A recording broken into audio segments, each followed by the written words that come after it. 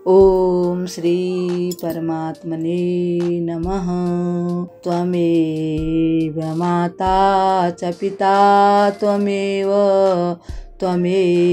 बन्धु च सखा त्वमेव विद्या द्रविणं त्वमेव सर्वं मम देव त्वमेव सर्वं मम देव। वसुदेवसुतं देवं कंसचाणूरमर्दनं देवकी परमानन्दं कृष्णं वन्दे जगद्गुरुम्। आदरणीय भक्तजनों, सादर प्रणाम। हम आज श्री नाभाजी द्वारा वर्णित श्री भक्तमाल जी में महर्षि वशिष्ठ जी की कथा को सुनेंगे। ओम श्री गणेशाय नमः, श्री सरस्वते नमः, श्री सद्गुरुदेवाय नमः। भक्तजनों, महर्षि वशिष्ठ को तो हम सब जानते ही हैं। ये सूर्य वंश के जो राजा हैं उनके पुरोहित कहे गए हैं। अब वशिष्ठ जी की जन्म की अनेकों ही कथा पुराणों में आती हैं। कहीं कहीं इनको श्री ब्रह्मा जी का पुत्र बताया गया है और कहीं कहीं पर इनको मित्रा वरुण के पुत्र कहे गए हैं। इनकी सहधर्मणि अरुंधति हैं, यानी इनकी पत्नी, जो सप्त ऋषि मंडल के पास ही अपने पति यानी वशिष्ठ महाराज जी के साथ रहती हैं और इनकी सेवा करती हैं। जब इनका जन्म हुआ तब ब्रह्मा जी ने इन्हें सृष्टि की रचना करने यानी कि सृष्टि को आगे बढ़ाने की आज्ञा दी और साथ ही ये भी कहा कि हे वशिष्ठ जी, तुम जो सूर्य वंश है उनके पुरोहित बनोगे। सूर्य वंश के जितने राजा हैं उनकी आप पुरोहिताई करोगे, यानी उनके पंडित जी बनोगे। वशिष्ठ जी को पौरोहित्य कार्य अच्छा नहीं लगा, यानी कि पुरोहित बनना उनको पसंद नहीं था। वे बड़े असमंजस में पड़ गए, परंतु अपने पिता श्री ब्रह्मा जी की आज्ञा को टाल भी नहीं सकते थे।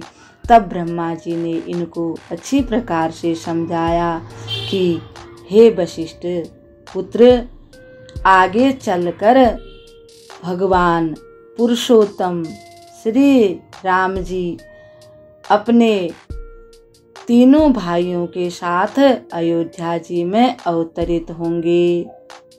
अतः इस निंदित कर्म के द्वारा भी तुम बड़ी ऊंची गति प्राप्त करोगे। तब कहीं इन्होंने आना स्वीकार किया। यहाँ आकर इन्होंने सर्वदा अपने को सर्व जगत के कल्याण में लगाए रखा, सबके भले के लिए कार्य करते थे। जब अपने पूर्वजों के असफल हो जाने के कारण गंगा जी को पृथ्वी पर लाने के लिए भगीरथ भी निराश होने लगे, राजा भगीरथ, तब इन्होंने उनका हौसला बढ़ाया और उनको एक बहुत ही अच्छा मंत्र बतलाया और इन्हीं के उपदेश के बल पर भगीरथ जी गंगा मैया को पृथ्वी पर लाने में समर्थ हुए। बोल गंगा मैया की जय, बोल श्री वशिष्ठ जी महाराज की जय, श्री भगीरथ जी महाराज की जय। श्री गुरु वशिष्ठ जी ने ऐसे ऐसे अनेकों काम किए जिनकी महिमा गाना बड़ा कठिन है। उनमें से एक कथा इस प्रकार से है। सूर्यवंश में ही दिलीप नाम के एक राजा हुए। राजा बड़े धर्मात्मा थे, परंतु उनके घर में कोई संतान नहीं थी। संतान न होने के कारण वे बड़े दुखी रहने लगे। एक दिन वे गुरु जी की यानी गुरु वशिष्ठ जी की सेवा में उपस्थित हुए। तब उनसे जाकर उन्होंने अपनी सारी बात बताई कि हे गुरुदेव, हमारे घर में आज तक कोई संतान नहीं हुई, ऐसा क्या कारण है? मैंने ऐसा क्या पाप कर दिया जिससे मेरे घर में संतान नहीं है? तब गुरुदेव ने बताया कि हे राजन, एक बार आप स्वर्ग से आ रहे थे। रास्ते में एक गौ माता घास चर रही थी। आपने उस गौ माता को प्रणाम नहीं किया। गौ माता आपसे नाराज हो गई और गौ माँ ने आपको श्राप दे दिया कि आप संतान से हीन हो जाओ। उसी श्राप के कारण आपके घर में कोई संतान नहीं हो रही है। परंतु अब आप चिंता मत कीजिए और मेरी नंदिनी गाय की आप सेवा कीजिए। उसी की सेवा से आपके घर में अवश्य पुत्र उत्पन्न होगा। तब महाराज दिलीप वन में गए और पति पत्नी दोनों ही गाय की खूब सेवा करने लगे। एक दिन गौ माता उनकी परीक्षा लेने लगी। गौ माता शेर बन गई। शेर बन करके और गाय को खाने के लिए दौड़ी। जैसे ही गाय रंभाने लगी तो महाराज दिलीप उसके पास आ गए, शेर के पास, और हाथ जोड़कर कहने लगे कि आप मेरी गाय को छोड़ दीजिए। मैं इस गाय की सेवा कर रहा हूँ। इसकी रक्षा के लिए, इसकी देखभाल के लिए हमारे गुरु वशिष्ठ जी ने मुझे भेज रखा है, इसलिए आप कृपा करके इसको छोड़ दिए। शेर बोला, मैं बहुत भूखा हूँ, मुझे बहुत भूख लगी है, इसलिए मुझे आप गाय को खाने दीजिए। तब महाराज दिलीप बोले, हे वनराज, आप अगर आपको भूख ही लगी है तो आप मुझे खा लीजिए, परंतु इस गाय को छोड़ दीजिए। शेर बोला कि नहीं, मैं तो इसी को खाऊंगा, क्योंकि आपको खाने से मुझे क्या प्रयोजन है? ये तो गाय है, आप तो राजा हैं, गाय तो और भी आ जाएगी आपके घर में। तब महाराज बोले, नहीं, आपको मुझे ही खाना होगा। तब शेर ने बोला, अगर आपकी यही इच्छा है तो आप अपने हाथ से ही अपना सिर काट करके मुझे दे दीजिए और मैं खा लूँगा और मेरी भूख भी शांत हो जाएगी। तब महाराज दिलीप जैसे ही तलवार से अपना सिर काटने के लिए उत्तेजित हुए, उतावले हुए काटने लगे, तो तुरंत शेर गाय के रूप में परिवर्तित हो गया।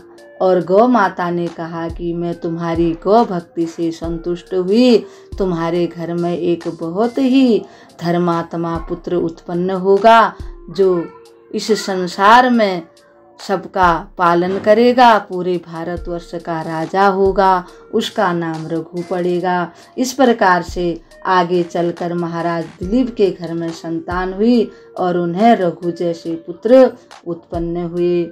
एक समय जब फिर महाराज दशरथ जी अयोध्या के राजा हुए, बहुत समय तक उनके घर में भी कोई संतान नहीं हुई। वे भी संतान न होने के कारण अत्यधिक दुखी हो गए। फिर वे अपने गुरुजी की सेवा में उपस्थित हुए।